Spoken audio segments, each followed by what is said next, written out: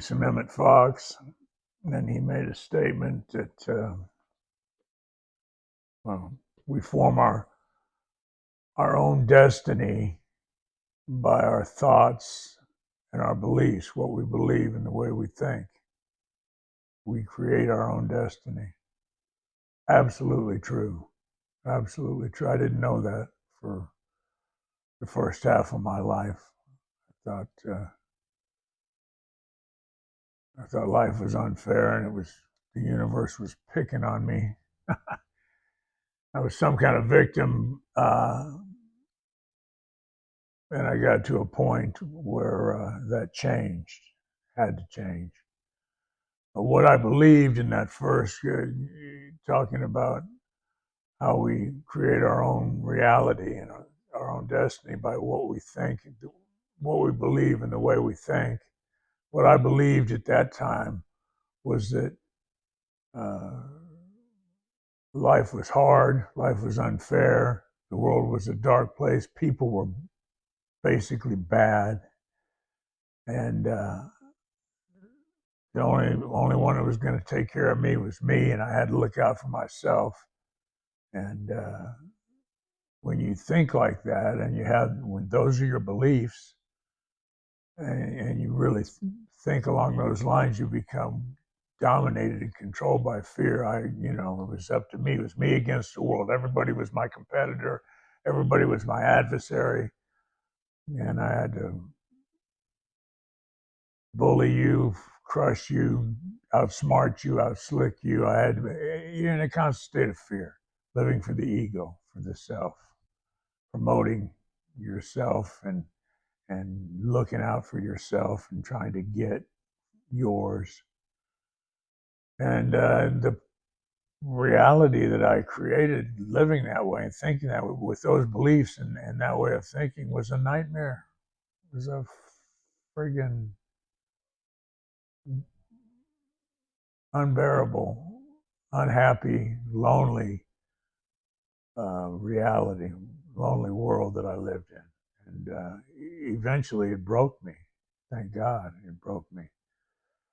And I came to a point when I was about 35 years old where I changed directions. I couldn't do what I was doing anymore. I didn't want to do what I was doing anymore. It was very painful and very lonely and very empty. And I changed directions. I picked up I called out for some help, and I was presented with a kit of spiritual tools.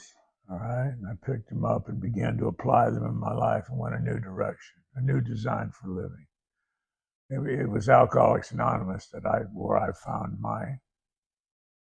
this kit of tools, but the tools are universal. They're just a set of spiritual principles that are true. The truth is the truth, has always been the truth, always will be the truth. You can find it in Buddhism or church or the Bible or any number of places. It doesn't change. The universe is what it is, and it operates the way it operates. You're either going with it or against the stream, and going against the stream will wear you out. If you're lucky, if it doesn't just kill you. Anyway, I changed directions, and I formed, in the process of using these tools and putting them into my life, learning how to surrender and live in acceptance, stop worrying about myself. I formed new beliefs and a new way of thinking.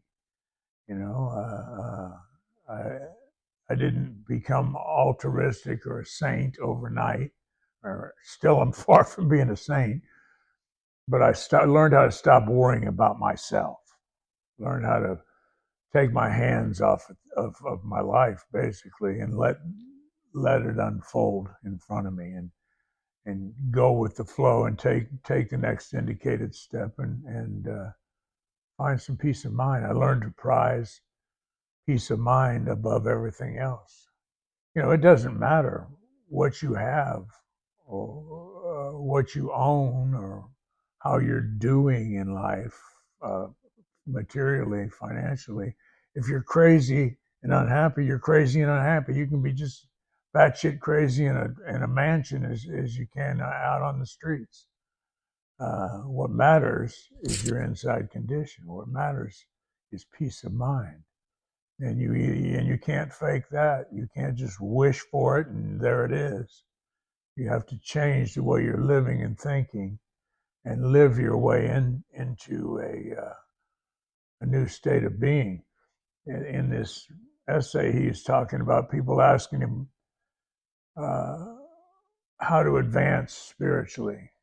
Uh, and he said, basically, he said, you come to an understanding of the truth and then you live in the truth. And that's how you grow and that's how you advance spiritually. There's no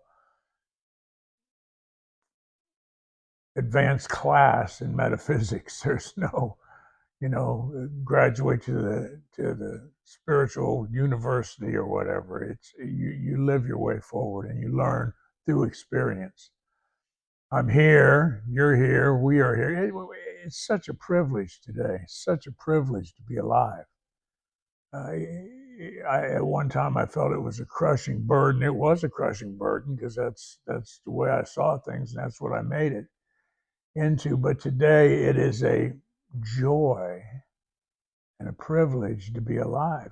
Think about it, to be a live human being free on the earth. What a gift. What an awesome privilege it is. And you either are going to do with it what you're intended to do with it and grow and prosper spiritually and in every other way, or you're going to piss it away and miss it all by living selfishly.